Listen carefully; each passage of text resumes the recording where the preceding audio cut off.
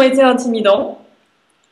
Je suis arrivée en tremblant, je suis repartie, je crois que je tremblais encore. Il y a 2 jurys, donc à l'issue du premier, ce n'est pas encore fini. Et contrairement à ce qu'on pourrait croire, le pire est des fois dans le deuxième. Ce qu'on peut dire, c'est que c'est plutôt un avantage. Tout ne se joue pas en une seule prestation. Il y a donc 2 prestations à faire devant 2 jurés différents. Et du coup, il y a après un échange. Il y a parfois des moments de tension entre les 2 jurys. Les jurés ne sont pas forcément sur les mêmes critères d'appréciation, n'ont pas forcément la même sensibilité. L'intérêt, c'est de pouvoir évaluer les personnes que l'on rencontre sous différents aspects de leur personnalité, de leur parcours, de leur expérience, de leur savoir-faire. Et c'est très intéressant parce que les jurys ne sont pas toujours d'accord, ils n'ont pas forcément vu la même personne, et pourtant c'est la même qu'ils ont rencontrée.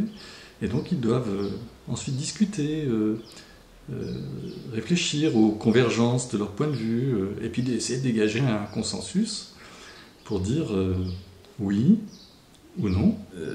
Moi, qui avais été exempté du service militaire pour cause de soutien de famille, ayant eu mon premier fils à l'âge de 20 ans, je ne pensais pas passer de conseil de révision, mais ça a été le cas. Donc c'était organisé en 2 bureaux, des portes fermées, avec des gens qui étaient un peu impressionnants, je dois le dire.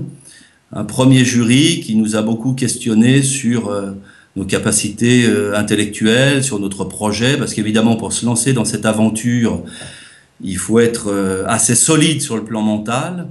Et puis un deuxième jury dans la salle d'à côté, qui lui a plus testé nos capacités physiques et particulièrement vocales, puisque nous avons été lâchés quasiment 2 années dans un monde assez hostile, et surtout avec 19 collègues qui n'étaient pas toujours faciles à vivre. Donc ce jury a été une véritable épreuve, j'ai envie de dire une double épreuve, mais qui m'a permis de voir les portes de cette immense et belle aventure ouvertes en grand, et vraiment je ne le regrette pas. Le risque est d'avoir une situation d'enfermement sur soi où le candidat au fond parle de lui ou parle d'elle d'une façon extrêmement précise et détaillée, et surtout revienne sur son passé, sur son parcours, sur ce qu'il a donc fait, et qu'il oublie complètement de dire qu'il est là pour vivre une nouvelle étape de sa vie personnelle et sa vie professionnelle, et qu'il a aussi à se projeter dans le futur.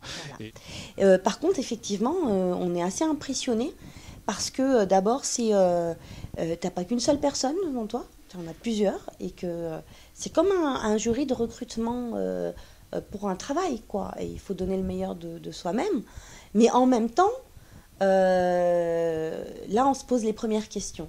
Est-ce que je fais bien ? Est-ce que je fais bien d'être là ?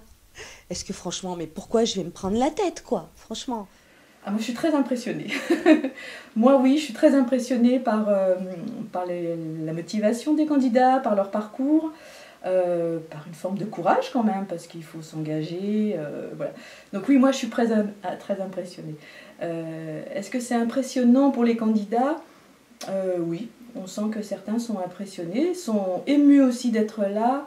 Mais je me doute bien que dans l'ignorance de ce que sont les jurés, les candidats peuvent être un peu inquiets. La situation est stressante en elle-même. Ce qu'il faut pouvoir faire sentir au jury, c'est que l'on est porteur d'un projet personnel que l'on souhaite développer en s'appuyant sur l'expérience à venir, et que ce projet personnel s'accorde avec une ambition culturelle, j'allais dire une grande ambition culturelle.